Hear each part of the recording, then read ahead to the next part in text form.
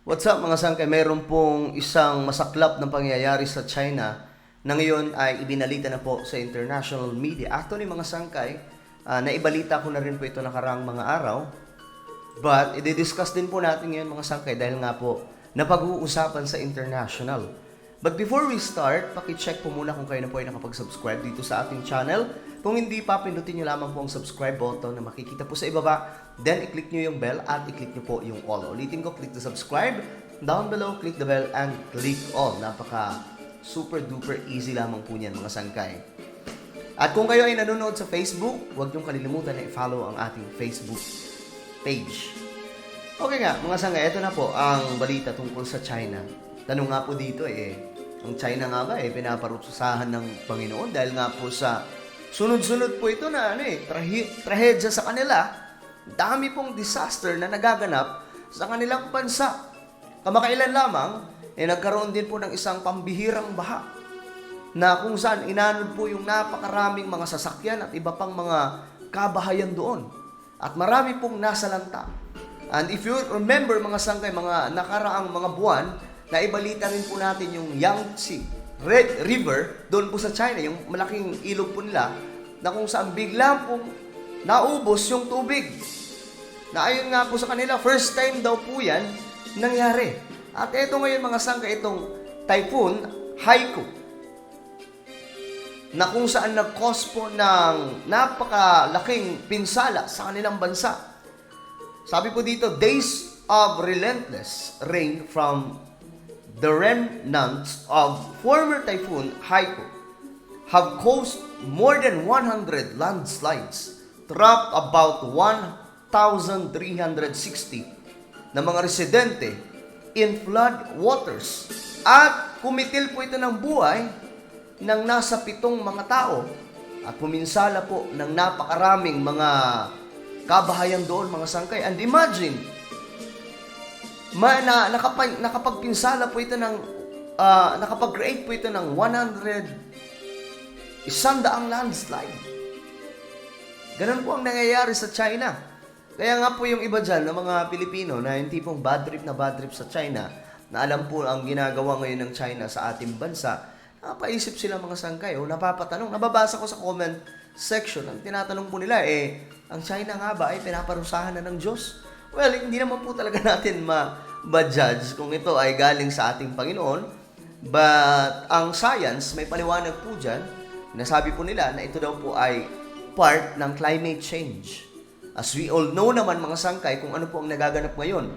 Dahil po sa tumitinding global warming na nagkokos po ng abnormal na panahon.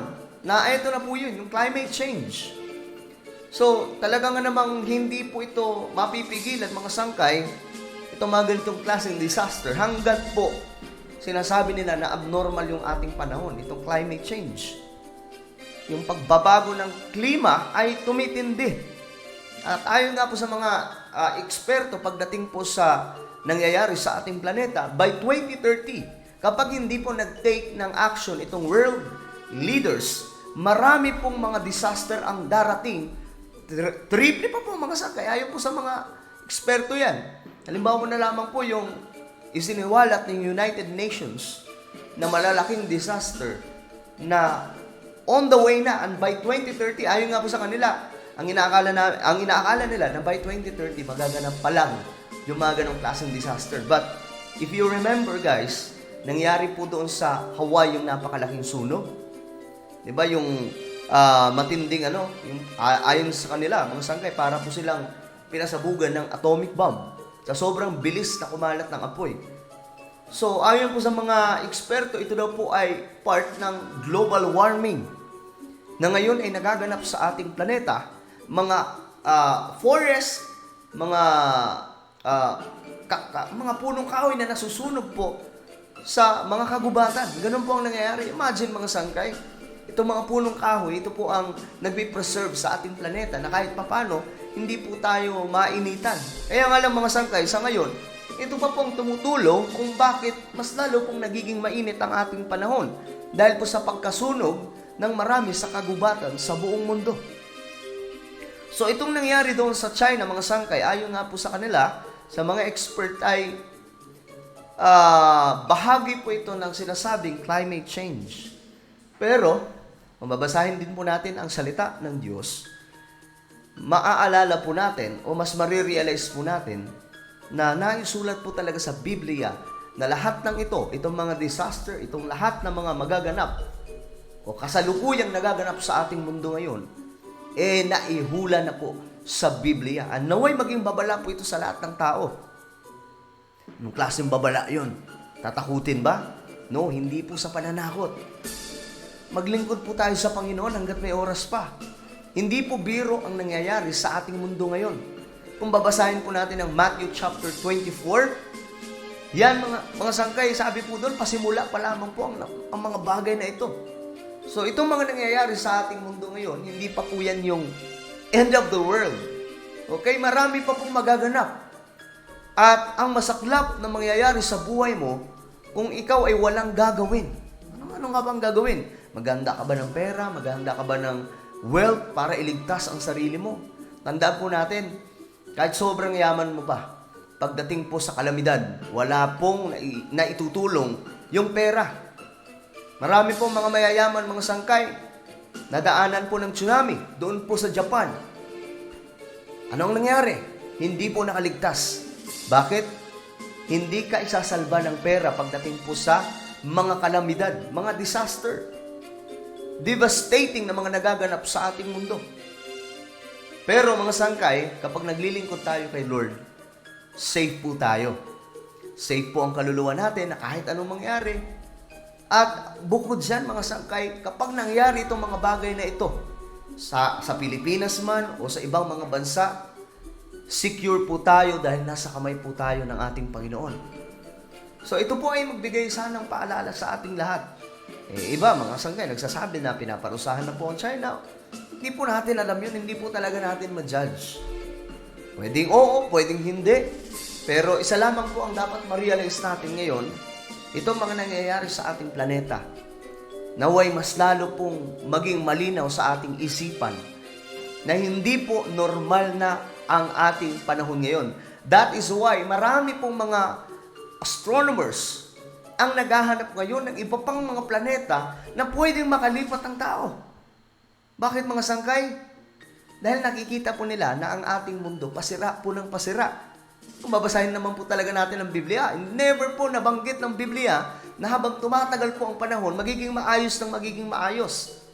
Sa totoo lang, habang tumatagal ang panahon, lalo na pong mapapalapit po tayo sa mga kapahamakan na magaganap sa ating mundo. Kaya nga po mga sangkay, pinapaghanda po ang lahat ng tao.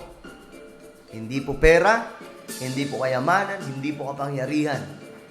Ang relasyon mo sa ating Panginoon, yan ang magsasalba sa iyo sa kapahamakan. Okay?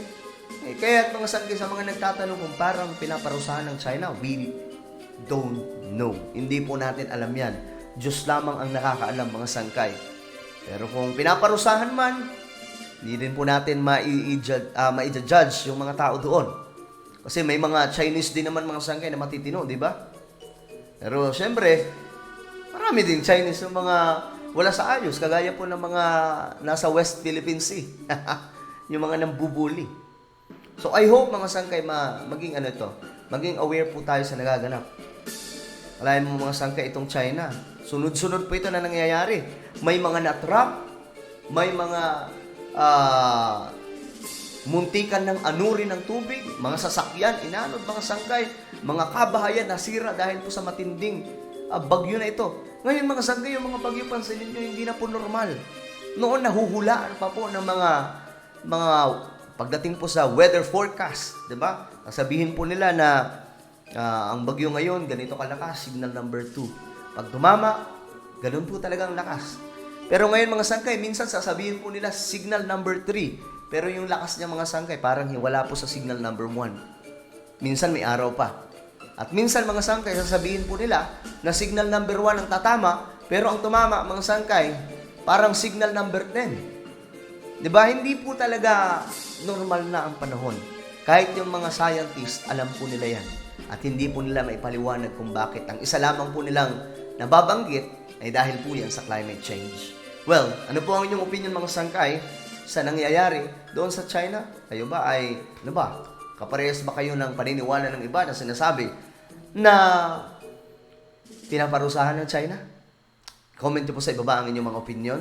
At ngayon, bago po tayo magkalasan mga sangkay, hanapin nyo po muna itong isa kong YouTube channel, Sangkay Revelation. At kapag nakita nyo na, i-click yung subscribe, i-click ang bell, at i-click nyo po yung all. Sa mga nasa Facebook, huwag kalilimutan na i-follow ang ating Facebook page. So ako na po ay magpapaalam hanggang sa muli. This is me, Sangkay Janjan. Palagi nyo pong tatandaan that Jesus loves you. God bless everyone.